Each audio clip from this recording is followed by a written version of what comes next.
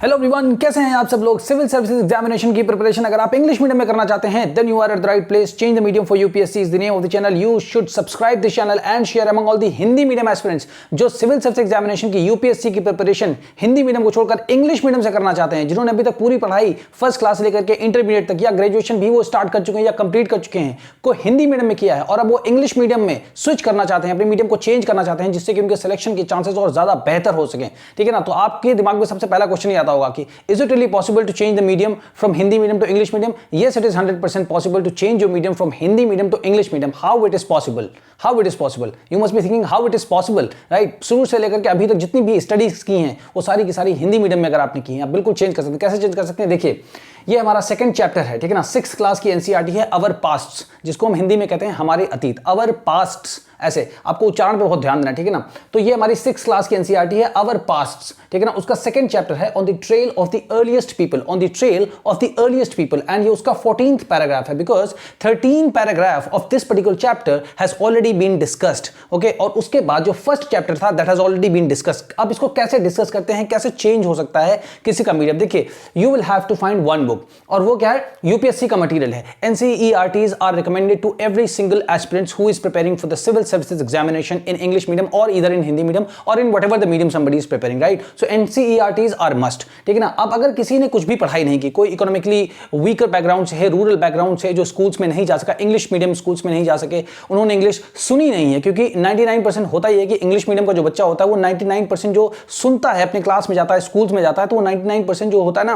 वो सुनता है इंग्लिश को। तो जब वो सुनने का ज्यादा तो फिर वो उसी को लिखता है, उसी को याद करता है, उसी को सुनाता है। तो उसका जो सुनने वाला मतलब जो listening is the most important part. अब आप देखिए कि कैसे आपको डिकोड करना है कि कहां पर लैग आप जो है कर रहे हैं, और उस लैग को, जो जगह खाली है, उसको कैसे फिलअप करना है। तो सबसे पहले तो listening more and more important. तो इस लेक्चर को कैसे करेंगे हम लोग? डिवाइड करेंगे दो पार्ट में। जो स्टार्टिंग का हमारा पॉइंट होगा, जो है ना, जो स्टार्ट करेंगे उसमें मैं ज्यादा से ज्यादा इंग्लिश में बोलने की कोशिश करूंगा, जिससे कि आप लोगों को लगे कि आपका एडमिशन इंग्लिश मीडियम स्कूल में हुआ जो कि यूपीएससी की प्रिपरेशन कराता है। ठीक है ना। आप इस हिसाब से सोचिए, अपने माइंड को इस हिसाब से सेट करिए, ठीक है ना। तो स्टार्टिंग के जो मेरा होगा उसमें मैं ज्यादा इंग्लिश में एक्सप्लेन करूंगा, इंग्लिश में ही मैं इसकी रीडिंग करके बताऊंगा, इंग्लिश में ही कैसे आपको प्रोनाउंसिएशन करना है। Pronunciation is a wrong word, ऐसे नहीं आपको बोलना। प्रोनाउंसिएशन, जितना सही से आप किसी वर्ड को प्रोनाउंस करेंगे, जब आपको बोलना उच्चारित करना तो मतलब प्रोनाउंस करना, ठीक है ना। पर जब बोलेंगे प्रोनाउंसिएशन, उच्चारण, ठीक है ना, तो फिर आपको बोलना है प्रोनाउंसिएशन, ठीक है ना। तो जितना सही आप एक्सप्रेस कर पाएंगे, ठीक है ना, उतना ज्यादा अच्छे से आप रीड भी कर पाएंगे और उतने ज्यादा अच्छे तरीके से आपको मीनिंग भी समझ में आएंगे, ठीक है ना। तो first of all what I will be doing is that I will be reading it, है ना। So you would be able to understand that how to read, alright. So you would get to know how to read. जैसे एक word, दो word, तीन word, ऐसे reading होती है कि कुछ वर्ड्स को एक साथ में पढ़ते हैं, कुछ वर्ड्स को इंडिविजुअली पढ़ते हैं, कुछ पे ज्यादा इंप्रेस करते हैं, कुछ को जस्ट छू कर निकल जाते हैं, टच एंड गो करके निकल जाते हैं। तो ये जो रीडिंग है, you just have to imitate me the way I am going to read this particular paragraph, alright. तो मैं छोटे छोटे पैराग्राफ्स को लेकर के जितने भी हिंदी मीडियम के स्टूडेंट्स हैं मैं उनको स्ट्रेंथन कर रहा हूं। इनिशियली मैं उनको इतना स्ट्रेंथन करना चाहता हूं उनके अंदर ये कॉन्फिडेंस आ जाए कि yes, now they can prepare for the civil service examination in English medium, alright. तो इस तरीके से करेंगे। उसके बाद जो भी इंपॉर्टेंट वोकैबुलरी होंगी, वोकैब्युलरी नहीं होता, वोकैब्युलरी, यू को बोलते पड़ते वोकैब्युलरी, पूरा नहीं ऐसे करना, vocabulary, it's vocabulary, vocabulary, vocabulary, vocabulary, vocabulary, vocabulary. कैसे नहीं हो सकता? हिंदी मीडियम का सिलेक्शन हो सकता है, बस सिर्फ चेंज आपको अपना माइंडसेट करना है। आप सोचिए कितना पैसा लगा रहे हैं आप, कितना यूथ लगा रहे हैं आप, कितना सैक्रिफाइस कर रहे हैं आप, ठीक है ना, कितनी मेहनत कर रहे हैं आप। Is it going to worth if you are not able to clear the examination? और आपको यह मालूम भी है कि हिंदी मीडियम से सिलेक्शन के चांसेस बहुत कम हैं, उसके बावजूद भी अगर आप सिविल सर्विसेज एग्जामिनेशन की प्रिपरेशन हिंदी मीडियम से कर रहे हैं, then you are digging your own grave. Be practical, be ruthless. आप ही अपनी जिंदगी को बचा सकते हैं, ठीक है ना। और ये कोई बहुत बड़ा मुद्दा नहीं है पूरे इंडिया का कि जिसमें मीडियम को चेंज करने के बारे में यूपीएससी सोचेगा या कुछ भी होगा। आप अपना भला इस वक्त देखिए, सबसे ज्यादा सेल्फिश रहिए, ठीक है ना। आपको सिलेक्शन अपना लेना, जब आपका सिलेक्शन हो जाएगा फिर आप करिए ना काम, जितना लोगों का भला करना करिए, ठीक है। तो इसको सबसे पहले मैं रीड करके बताऊंगा, रीडिंग करने के बाद मैं इसको कैसे क्या करना है, प्रोनाउंसिएशन या प्रोनाउंसिएशन क्या करना है, प्रोनाउंसिएशन कैसे होता है, फिर इसकी इंपॉर्टेंट वोकैबुलरीज को देखेंगे, जो भी नेसेसरी ग्रामर होगी उसको देखेंगे, देन इसको हम हिंदी में ट्रांसलेट भी करेंगे। क्यों? अब आप सोचोगे सर इसको हिंदी में क्यों लिखना, ट्रांसलेट करना? क्योंकि अभी आपका माइंडसेट हिंदी है, अचानक से जंप नहीं मारनी है, क्योंकि एकदम से इंथुजियाज्म में कुछ नहीं होता, ठीक है ना। अचानक से उत्साह आया 2 मिनट के लिए, बस उसके बाद नहीं। देखिए अभी आपका माइंडसेट हिंदी है, ठीक है ना, और बहुत ज्यादा नहीं लगेंगे। एक बुक सिर्फ यही 6th क्लास की एनसीईआरटी में कंप्लीट करनी है। जैसे ही आप कंप्लीट करते जाएंगे आप देखना, आपको खुद लगेगा yes now I will prepare for civil service examination only in English medium, ठीक है ना।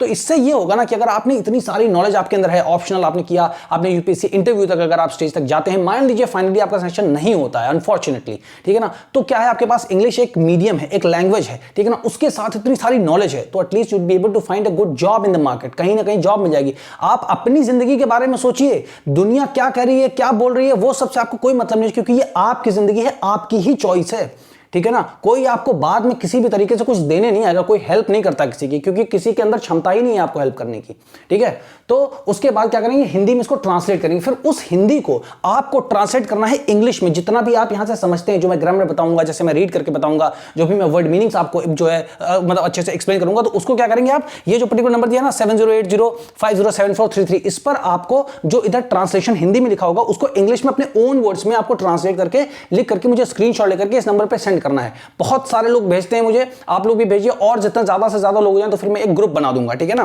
तो आप लोग उसको भेजिए, मैं उसको चेक करूंगा, आपको मैं बताऊंगा कि कहां पर आपको इंप्रूव करना है, ठीक है ना। उसी तरीके से फिर at the end we will be practising how to speak in English, how to speak in English, बहुत ही साफ स्पष्ट जो आपका क्या होना चाहिए प्रोनाउंसिएशन, उसके साथ we will try to speak in English, how to speak English, कैसे बोल सकते हैं, क्या होना चाहिए, कैसे स्टार्ट करें, ठीक है ना। ये भी आपके माइंड में क्वेश्चंस होंगे ना, सो एट द एंड में वो भी देखेंगे। और आपको क्या करना है, जब आपको ये समझ में आ जाए, जब आप इसको ट्रांसलेट करें हिंदी से इंग्लिश में, ठीक है ना, उसके बाद आपको स्पीकिंग भी करनी है। स्पीकिंग की प्रैक्टिस करके आपको वॉइस नोट्स में रिकॉर्ड करके इस पर्टिकुलर व्हाट्सएप नंबर पे आपको सेंड करना है। जहां भी इंप्रूवमेंट की जरूरत होगी I will refer back on you. So let's get started, ठीक है ना। देखिए हाँ, तो अभी क्या है, जो अब हमारा लेक्चर होने जा रहा है, इसमें क्या है, इसको हम दो भाग में डिवाइड करेंगे, ठीक है ना। फर्स्ट हाफ में ज्यादा से ज्यादा इंग्लिश में बोलेंगे, ठीक है ना, आप समझने की कोशिश करिए, उसके बाद सब कुछ मैं एक बार हिंदी में भी बताऊंगा आपको, ठीक है ना। तो ऐसा नहीं कि बाइलिंगुअल क्या, हिंदी भी चल रही है, इंग्लिश भी चल रही है, साथ ही साथ उसमें कुछ उसका कोई मतलब नहीं है। इंग्लिश मीडियम से वो क्या है ना, इधर ना हिंदी में है ना आप इंग्लिश में है, ठीक है ना, हमेशा आपके अंदर बना रहेगा, पूरा कंफ्यूजन ही रहेगा, ये लिखूं या वो लिखूं, इंग्लिश वाला वर्ड लिखूं या हिंदी वाला,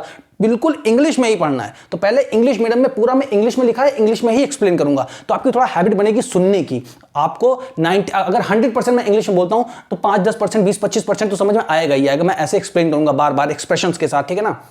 सो चलिए स्टार्ट करते हैं। सो this is the 6th class NCERT our past, और आपको इमिटेट करना है, मेरा प्रोनाउंसिएशन आपको देखना जितना क्लियर, जितना स्पष्ट है, बस आपको कॉपी करते जाना है, ठीक है ना, exactly.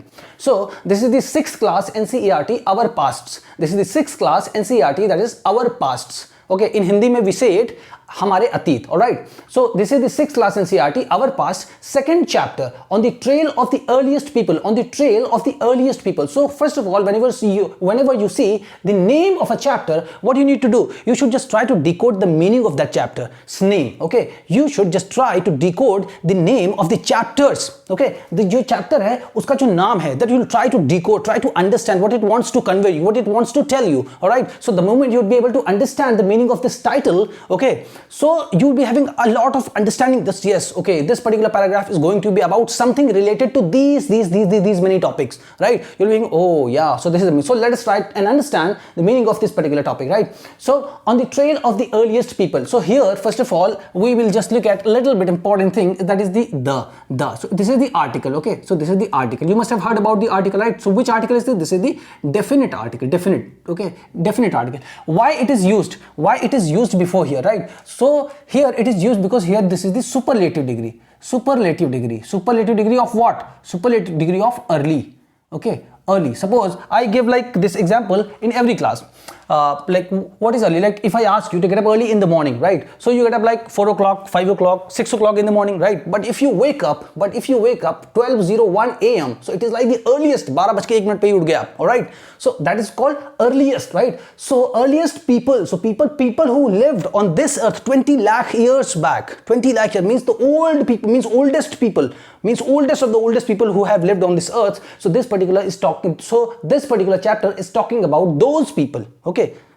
And on the trail of, so here the trail meaning you should try to understand that the address, trail means like suppose they must have lived around the caves, around the rivers, around the mountains, around the jungles, right. So like here they have lived, then they have here lived, then here. So this is like, you know, first they must have lived around the rivers or the ponds, right, or the lakes or the mountains or the jungles, right. So this is the trail, like 1 2 3, like here they must have lived, then they have moved, you know, somewhere else, then they might have moved to somewhere else places, right. So this trail, so like this this is called the trail. So it means like it is the mark, like where they must have stayed, right? So this mark is understood as a trail, right? So you can understand it's like in an address, right? Address. So address is like what? Caves, mountains, nearby rivers, nearby jungles. So this is the trail. So trail. All right. Now I think you would be able to make out some sense out of this, right? So that is what we want to know about the where those people must have lived, right? They must have lived around the caves, nearby rivers, nearby jungles, in whatever the surroundings they might have lived, right? So this particular chapter is going to talk about that where the people who have been the earliest people on this earth, like, and that is the 20 lakh years back, right? So those people who have lived on this earth, what they used to eat, how they used to, use the fire, okay, how they used to eat, what kind of clothes they used to wear, right, where they used to roam around, what likewise, about them actually we just try to know, right? So now I think that is clear for you all to know that what this chapter is going to talk about, right? So now this is the 14th paragraph. If you open up the book, you don't have to look at the Hindi medium book, all right? This is advisable, okay? So now, a changing environment, environment, you people must know everything, whatever you see, everything, every single thing, whatever you like, if you close your eyes, still you are breathing, okay? So oxygen is going on, right? Intake, out, right? So everything, whatever you could see is the environment. Every single thing, whatever you could see is an environment, right? So environment, just understand in this very crude way, very simple way. First, you'll have to develop a sense of understanding. First, you'll have to just listen to, so that you could think, yes, this is the English medium school. I am listening, I am learning, okay? I am now an English medium student. Right? So likewise, you should at least have a kind of feeling that yes, I am an English medium student and I am preparing for the civil service examination in English medium. So a changing environment, okay? So that means environment is changing, okay? So how environment is changing is going to be talked about in this particular chapter, all right? So let's get started. So around 12,000 years ago, it's not around, it's around 12,000 years ago, years ago, around 12,000 years ago, there were major changes. It's not major, it's major. Okay, there were major changes. Around 12,000 years ago, there were major changes. You have to impress upon a little more, right? There were major changes in the climate of the world. There were major changes in the climate of the world. So you'll have to read this from here to here all together, right? There were major changes in the climate of the world. With a shift to relatively warm conditions. It's not condition, no, it's condition. बहुत ज़्यादा नहीं बोलते हैं indefinite tense, past indefinite tense, no, past indefinite tense. इतना ज़्यादा pressurise नहीं करना है. गलत प्रोनाउंसिएशन मीन्स गलत आदतों का निर्माण हो रहा है आपके अंदर, right? So here with a shift to relatively warm conditions in many areas,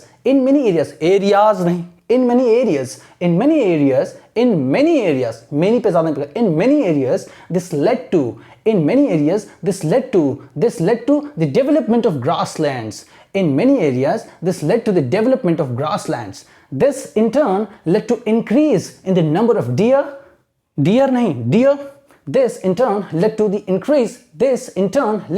increase in the number of deer, antelope, goat, sheep and cattle, that is animals that survived on grass.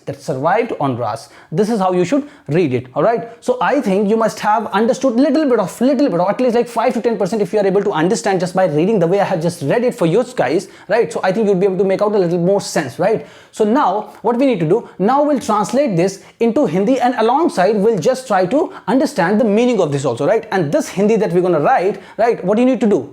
You will have to write the Hindu, like whatever this Hindi that I'll be writing of this particular paragraph in your own words into English and send the screenshot of the same on this number, all right? और उसके साथ ही along with that we'll try and understand the meanings, like whatever the important meanings, okay? So वो meanings को भी लिखेंगे, right? So likewise you'll be able to understand, okay? So now Hindi and English will be mixed, okay? So at least you have got a sense. तो थोड़ा पढ़ना, little every single day we'll have to like step by like one step, second step, third step, then we'll be able to leap good jumps, right? बहुत लंबी छलांग लगाएंगे बाद में, क्योंकि आपकी understanding develop हो जाएगी, आपके अंदर sense develop हो जाएगा English का, alright? So let's get started again, right? So around 12,000 years ago, so around मतलब लगभग, okay? Around 12,000 years ago, लगभग 12,000.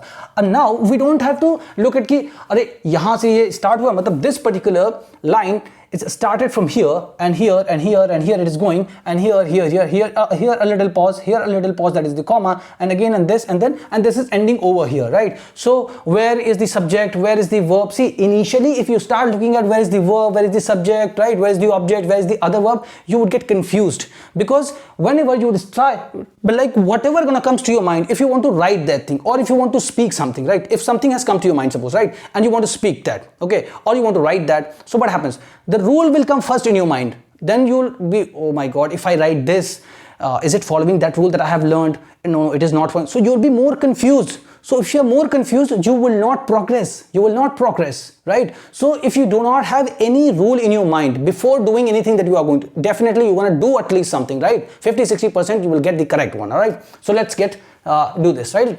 So around 12,000 years ago, lagbhag, okay, lagbhag, you have to write down the meanings if you do not know. If you know, then move ahead and understand, okay? Around 12,000 years ago, lagbhag 12,000 saal pehle, all right? And whatever we will be translating, we'll have to develop a sense. We will be writing, okay, in Hindi. So whatever the Hindi we are going to write, we are not going to exactly translate. We'll have to just write the sentence which makes sense, that yes, yeah, Hindi में ये लिखा है और English में लिखा है तो इसका मतलब सही है, ठीक है, इतना ही हमें समझना है, बस उसी हिंदी को आपको English में लिख देना, right? So around 12,000 years ago, लगभग 12,000 वर्ष पूर्व, लगभग 12,000 वर्ष पूर्व या 12,000 साल पहले, ठीक है ना, अपनी भाषा में बिल्कुल लिखिए, कोई दिक्कत नहीं है, समझना है सिर्फ हमें, ठीक है ना।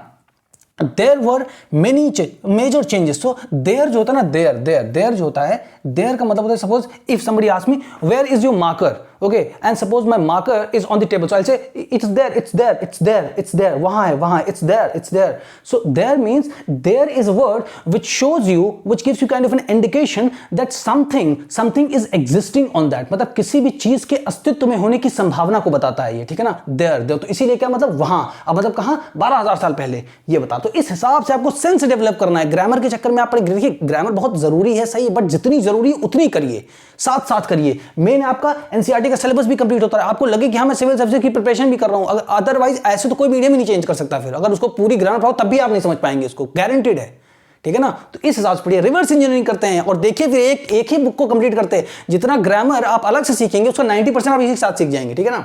सो अभी आपको जैसे इसका मतलब पता चलेगा, ठीक है ना, किसी भी चीज के कहीं पर भी होने की संभावना को दर्शाता है, ठीक है ना, अस्तित्व को दिखाता है, मतलब it shows that something is existing on that particular place और wherever it is, right, but something is existing in whatever form it is, but it is existing, right. So there, so क्या बता रहे, there मतलब around 12,000 years को, there were मतलब कहां, there मतलब 12,000 साल पहले, ठीक है ना। There were major changes in the climate of the world, ठीक है ना। देयर वर मतलब वहां पर फिर क्या है, the climate of the world, in the climate of the world, इसको पूरा पढ़ेंगे, इन the climate of the world, in the climate of the world मतलब क्या है, विश्व के जलवायु में, विश्व की जलवायु में बहुत बड़े परिवर्तन हुए। अब यहां पे इसका मीनिंग नहीं लिखना होता है बस, ठीक है ना। विश्व की जलवायु में बहुत बड़े परिवर्तन हुए, मेजर चेंजेस, बहुत बड़े परिवर्तन हुए, बहुत बड़े परिवर्तन हुए, ठीक है ना। With shift to relatively warm condition, full stop गलत लगा दिया, नहीं लगाना चाहिए, ठीक है। ऐसे मैं थोड़ा सा ऐसे भी कर रहा हूं ना कि बिल्कुल वो नहीं बता रहा हूं कि मैंने ऐसे पढ़ा फिर एग्जैक्टली मुझे आता है तो मैंने लिख दिया, तो आप सोचोगे, तो आपका क्या होगा, कनेक्शन वीक हो जाएगा, आप सोचोगे अच्छा गलती हो रही, मतलब ऐसे भी आप लिखोगे, अच्छा नहीं गलती होगी, जहां गलती हो तो काटो, आगे बढ़ो, ठीक है ना, ऐसे करना है।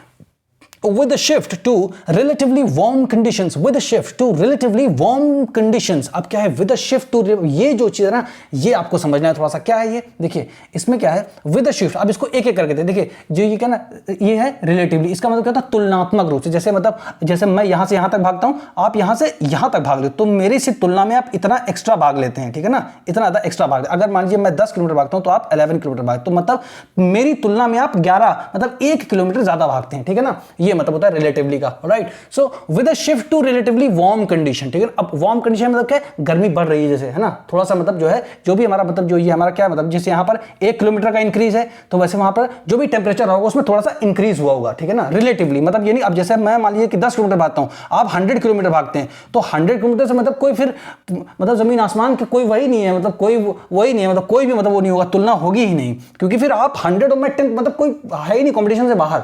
1 आप किलोमीटर एक्स्ट्रा भागते तो इसका मतलब जो भी टेम्परेचर रहा होगा, अगर 1 डिग्री सेंटीग्रेड रहा होगा तो 1.1 डिग्री हो गया होगा, ठीक है ना, इतना होता है, ठीक है ना, तो ये हो गया रिलेटिवली। विद शिफ्ट टू, अब क्या शिफ्ट मतलब क्या होता है, बदलाव, विद मतलब क्या होता है, साथ, तो क्या हुआ, तुलनात्मक रूप से, अब क्या होगा, रिलेटिवली मतलब क्या होगा, तुलनात्मक रूप से, ठीक है ना, बड़े परिवर्तन हुए। अब क्या है, अब यहां पर लिखते तुलनात्मक रूप से, अब क्या, तुलनात्मक रूप से बदलाव के साथ, तुलनात्मक रूप से बदलाव के साथ, यहां से यहां तक तुलनात्मक रूप से, यहां से यहां तक क्या, बदलाव के साथ, शिफ्ट मतलब बदलाव, विद मतलब से, तो बदलाव के साथ, ठीक है ना। सो तुलनात्मक रूप से बदलाव के साथ वार्म कंडीशन मतलब गर्मी बढ़ने लगी, गर्मी बढ़ी, ठीक है ना, बढ़ने लगी, सब सेम थिंग है, गर्मी बढ़ने लगी। अब इसको रीड करके देखते हैं क्या सही सेंस आ रहा है कि नहीं आ रहा है, ठीक है ना।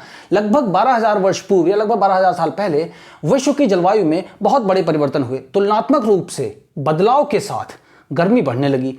हाँ मतलब ठीक है, तो बस अगर आपको लग रहा है हाँ ठीक है सेंस आ रहा है, क्योंकि आप ये सोचिए जब इसको कोई रीड कर रहा होगा सामने वाला तो उसको क्या लगेगा, हाँ ठीक लिखा है, कोई दिक्कत नहीं है, ठीक है, बस इतना ही समझना है आपको, क्योंकि आपको हिंदी नहीं सीखनी है, आपको हिंदी से इंग्लिश में शिफ्ट होना है, बट स्टेप बाय स्टेप सीखना है, इसलिए हिंदी लिखी जा रही है, फिर आप इसको इंग्लिश में ट्रांसलेट करेंगे, ठीक है ना। इन मेनी एरियाज, तो मेनी मतलब क्या है, कई, एरियाज मतलब जगहें, ठीक है ना, इन मतलब में, ठीक है ना, कई जगहों में, है ना। तो क्या है, दिस लेड टू, अब लेड टू का मतलब देखिए वहां पर लिखा हुआ है, लेड टू मतलब क्या होता है, किसी भी चीज का किसी की वजह से, मतलब कोई भी चीज हो रही है वो किसी वजह से उसमें बदलाव हो रहा हो, ठीक है ना, लेड टू, ये हमारे क्या है, ये हमारा क्या है, लेड टू, ठीक है ना। अब लेड टू इसको याद कर लीजिएगा सीधे, ठीक है ना, लीड लेड होता है, बट आप इसको याद कर लीजिएगा, ठीक है ना, जिस तरीके से मैं बता रहा हूं आप एक्जैक्टली फॉलो करिए बस, ठीक है ना। इन मेनी एरियाज, अब यहां पे कई जगहों में नहीं लिखेंगे, ठीक है ना, कई जगहों पर लिखेंगे, ठीक है ना, कई जगहों पर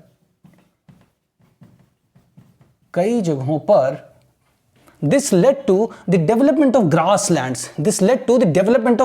मतलब this led to मतलब क्या है, कई जगहों पर, इसकी वजह से, ठीक है ना, कई जगहों पर इसकी वजह से, अभी आपको समझ में आएगा, इसकी वजह से मतलब क्या है, देखिए इसकी वजह से मतलब क्या है, जो इसकी वजह से क्या है, गर्मी की जो कंडीशंस है ना, इसकी वजह से लेड टू, ठीक है ना, इसकी वजह से लेड टू मतलब किसकी वजह से, जो गर्म कंडीशंस हैं उनकी वजह से क्या हुआ, डेवलपमेंट ऑफ ग्रासलैंड, ठीक है ना। इसकी वजह से कई जगहों पर, चाहे आप मतलब कई जगहों पर पहले लिखें या इसकी वजह से आप पहले लिखें, ठीक है ना, दोनों को, चाहे पहले इसको इधर कर दें या इसको इधर कर दें, कोई फर्क नहीं पड़ता, ठीक है ना। जैसे कि इसकी वजह से कई जगहों पर या मतलब कई जगहों पर इसकी वजह से चारागाह हो गया, या घास के मैदान लिख देते हैं, घास के मैदान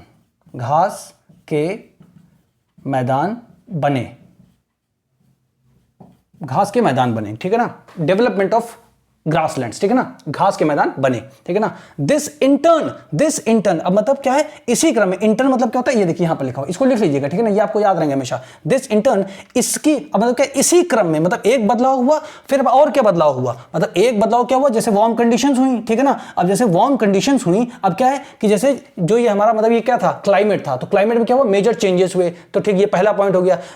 जब ये मेजर चेंजेस हुए तो उसके बाद क्या हुआ, वार्म कंडीशंस हो गई, ठीक है ना, ये दूसरा पॉइंट। अब वार्म कंडीशंस हुई तो क्या हुआ, डेवलपमेंट ऑफ ग्रासलैंड हो गया। अब जब ग्रासलैंड हो गया, ठीक है ना, अब उसके बाद क्या बदलाव हुआ, तो इसी क्रम में ऐसे लिखेंगे, ठीक है ना, तो इसी क्रम में उसके लिए यूज करते हैं, जब एक के बाद दो के बाद तीन चार बदलाव तो अब लिखते हैं इंटर्न। तो इसका मतलब क्या होता है, इसी क्रम में, ठीक है ना, इन टर्म लेड टू। अब लेड टू क्या मतलब, इसी क्रम में क्या हुआ, है ना। अब यहां पर देखिए लेड टू का मतलब क्या हुआ, किसी चीज की वजह से कुछ होना, ठीक है ना। तो क्या है, अब इसी क्रम में तो लिख लिया, ठीक है, यहां तक दिस इंटर्न, इसी क्रम में led to increase in the number of deer. अब यहां पर ये increase in the number of नहीं लिखेंगे, ठीक है ना, वर्ब जो होगी उसको लास्ट में लिखेंगे। अब क्या है, इंक्रीज इन द नंबर, तो क्या ये डियर क्या है, हिरन। इसी क्रम में हिरन, एंटीलोप, मतलब एंटीलोप ही लिखते हैं इसको, या इसको बारहसिंगा भी कहते हैं। ये लगभग हिरन की जैसी होती है, ठीक है ना, अफ्रीका में पाई जाती है, ठीक है ना। गोट, बकरी, शीप मतलब भेड़, है ना, एंड कैटल। और अब यहां पे देखिए ये जो लिखा होता है ना, एंड कैटल, दैट इज मतलब अर्थात, इसका मतलब आप ऐसे समझिए, अर्थात ये और ये चीजें ना बिल्कुल ऐसे बराबर, same to same, LHS equal to RHS, ये दोनों चीजें सेम टू सेम होती हैं, ठीक है, ऐसा समझिए आप। ठीक है, तो क्या हुआ, ये हो गया कैटल, कैटल मतलब जानवर, ठीक है ना, या मवेशी जो घास खाते, ठीक है ना। सो इसी क्रम में हिरण, एंटीलोप, बकरी, भेड़ और जानवर, ठीक है ना, और ऐसे जानवर जो घास खाकर सर्वाइव मतलब क्या जिंदा रहते हैं, ठीक है ना, जो घास पर जिंदा रहते हैं, जो घास खाकर जिंदा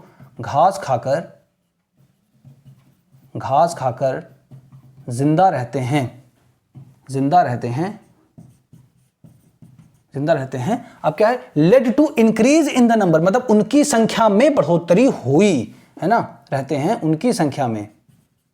अब यहां पे जो दिस है ना, उनकी ऐसा लग जाएगा ना, उनकी संख्या में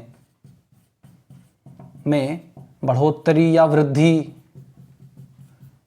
जो भी आपको सही लगे, वृद्धि हुई, है ना, ये हो गया। अब इसको आपको देखना है, लगभग 12,000 वर्ष पहले, ठीक है ना, विश्व की जलवायु में बहुत बड़े परिवर्तन हुए। तुलनात्मक रूप से बदलाव के साथ गर्मी बढ़ने लगी कई जगहों पर, इसकी वजह से घास के मैदान बने। इसी क्रम में हिरण, एंटीलोप, बकरी, भेड़ और जो घास खाकर जिंदा रहते हैं, और जो जानवर घास खाकर जिंदा रहते हैं, उनकी संख्या में, अब यहां पे उनकी भी नहीं लगाइए, जो जानवर घास खाकर जिंदा रहते हैं की संख्या में बढ़ोतरी हुई, तो ऐसे भी सही है, ठीक है ना, की संख्या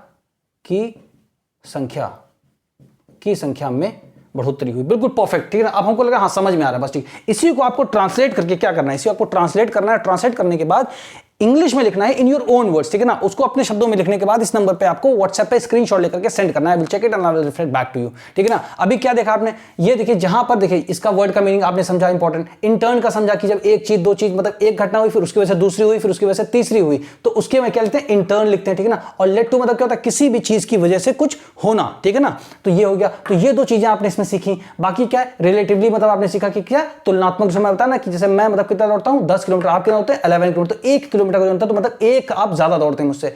तो इस हिसाब से आपको इस तरीके से पढ़ाने वाला कोई नहीं है, ठीक है ना। ग्रामर बहुत अच्छे लोग पढ़ाने वाले, टीचर्स बहुत अच्छे हैं, लेकिन जो इस स्थिति से गुजरा हुआ है वो आपको ज्यादा सही से पढ़ा सकता है, ठीक है ना। तो आप, तो मेरा सिर्फ एक ही गोल है कि हिंदी मीडियम एस्पिरेंट्स को इंग्लिश में शिफ्ट करने में मदद करना, उन्हें इतना स्ट्रेंथन कर देना कि वो इंग्लिश मीडियम, क्योंकि हिंदी मीडियम का जो स्टूडेंट है वो IIT क्लियर कर सकता है, नीट क्लियर कर सकता है, ठीक है ना, लॉ एग्जाम्स को क्लियर कर सकता है, हर बड़े एग्जाम को क्लियर कर सकता है। But when it comes to UPSC examination, they have not been able to clear the examination because after like 1000 seats आती हैं, उनमें से हार्डली मतलब 20, 25, 30, 35, 40, मतलब this is the number of the Hindi medium students. और हमारा कहा उत्तर प्रदेश, झारखंड, छत्तीसगढ़, राजस्थान, मध्य प्रदेश, उत्तराखंड, ये सब जो हमारा हिंदी का बेल्ट है पूरा, इसमें सही लगभग 5 से 6 लाख अभ्यर्थी बैठते हैं, और उसमें से उनका सिलेक्शन कितना होता है, 20-25, मतलब 1%, मतलब कुछ है ही नहीं। व्हाट इज दिस, ये गलत है, ठीक है ना। तो बजाय हमको कोई आंदोलन खड़ा करने के, हमें खुद को चेंज कर लेना है। किस लिए, सिर्फ अपनी भलाई के लिए। अगर हमने ये चेंज कर लिया तो उससे हम और बड़ा अच्छा काम कर सकते हैं देश में, ठीक है ना। तो अगर आपने इसको यहां तक देखा है तो आप इसको हिंदी मीडियम एस्पिरेंट्स के बीच में ज्यादा से ज्यादा शेयर करिए। अब नाउ, अब आपसे ना, अब आपसे बोलूं कि हाँ, let's speak something in English, okay? Now what to speak? You say, sir, what to speak? Like suppose if I ask you, okay, you speak something in English, okay, you say something, whatever comes to your mind. Then you say, sir, I'm blank.